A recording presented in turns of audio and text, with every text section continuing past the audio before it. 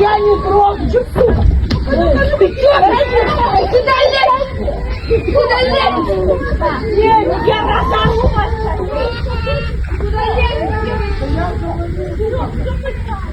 Что, блядь, на меня? السلام علیکم هموطنان عزیز، امیدوارم که هر کجا که هستین صحت سربلند خانه آباد باشین. امروز روزی مخصوص است، خاص است، روزی جمعه، روزی بزرگ، روزی یکی در بین دیگر روزها خاص. خب این روزی بزرگ رو، این روزی سعید رو به همه شما مبارکباد میگویم و نوار را دیدین. میخواهم که یک دو کلمه درباره همین نوار گپ زنم. دیدین که خب زنهای روز نزدیک میشن به زنهای با احتمالی زیاد تاجیکن، چون که لباس های تاجیکانه دارن، عفت شان شرفشان پوشاندگی با رومال ها، یعنی که رومال دوختگی هستن. نزدیک میشوند، یعنی که جنگ میکنن با زنها، با مادرهای ما تاجیکا، چون تاجیکا میگم با احتمال زیاد تاجیکن. درباره نواری که حاضر گذاشته معلومات ندارم که کی شده است، در کجا و سببش در چی است، ولی میبینیم که مسلمان هستن، مادرای با احتمال زیاد تاجیک هستن که زنهای کلزر در نزدیک میشوند، جنگ میکنن، حتی به شتق هم میزنند. ولی در یک چیز بگیم که حیران میشم که در غیرت شجاعت مادرهای تاجیک، وقتی که هر یک زن، خواه زن باشه خواه مرد باشه، یعنی که از همین زنها بگیم که ما مردان عبرت گرفته میتونیم. برای چی؟ به خاطر که زن مسلمان، زن تاجیک باید که دلیر باشد، شجاع باشد، زن مسلمان، نه اینکه مقصد که دیگر رومال داره گفته دیگر چی دارد فقط بیچاره باشد. نه، در حالتی شان شرفشون، غیرتشون، یعنی که اون کس رسیدن باید که انم خیلی شجاع باشن. یعنی وقتی همین مادرها، همین زنهای تاجیک دیدم، در یک قصه گوش کرده بودم از خواهر حضرت عمر. وقتی حضرت عمر تو مسلمان شدنش میخواست که روید پیغمبر محمد صلی الله علیه و سلم میخواست که بکشد، در راه یکی از صحابه ها میگوید که کجا میرد به نزد پیغمبر؟ تو از خانواده خودت اول سر کن.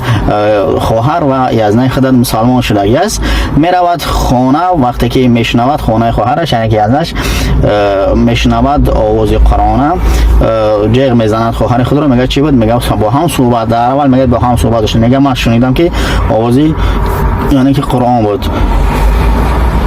خلاص کلام قصه را همش نمیگویم. و خواهرش وقتی که میخواهد که همون چیزی که میخونه، خود کتاب خود دفتر در وقت چیزی که بود میخواهد که گیرد از دست خواهرش، میگه که همون چیزا به ما آورده بده. حضرت عمر میگه که نه، تو کثیفی، تو نجیسی، اول برای یک طهارت که خودت پاک کن، بعد بیا یعنی که این کلمه های پاک رو، این کلمه های مقدس رو به دست گیر. خلاص کلام در همینجا یکی از همون شجاعت و غیرتی، مقصد که چون حضرت عمر خودش با یک جسمی با قوت، یک مردی با هیبت بود، با همین نگاه نکرده خواهرش از اون نمیترسد و همین سخنران نسبت او میگن که غیرتی زن نشون میداد. خلاص کلام در نقش همین مادرایی که جنگ کردن با زنهای، وقتی زنهای روز احد زیاد میگذرن، میبینن که شب شب میکند با مادرای ما. وقتی که از حد زیاد میگذرند، در آخر مادر ما چون یک کمکی که توقت میکنن، نگاه میکنن، میبینند که نمیشود، در هجوم میگذرد، میگن که غالبانیم میشود.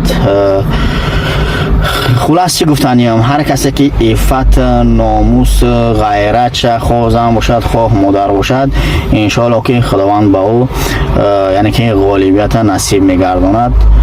خلاص کلام ما میدونیم میفهمیم که ما بسیار برادران تاجیک‌ها به خاطر بهبود شدن زندگی زنها و مادرها کودکای خودشون میارن.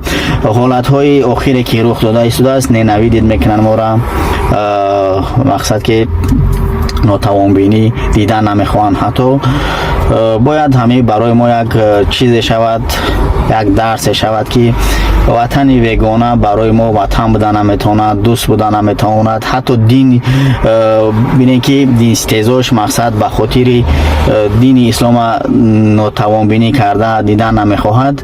باید همه حادثه ها عبرت شود. وطن ما باید یک کار کند که در هموجا ناموس و غیرت مونه، در هموجا شجاعت مونه، در هموجا نگاه بداریم. در وطن های دیگه سرمنا و وطن دیگر با ما را بیگانه است، عرف و عادت بیگانه ها برای ما بیگانه هست. این دیگرها ما مسلمان باید که امو سنت و فرض های ما باید که نگاه بداریم. خلاص کلام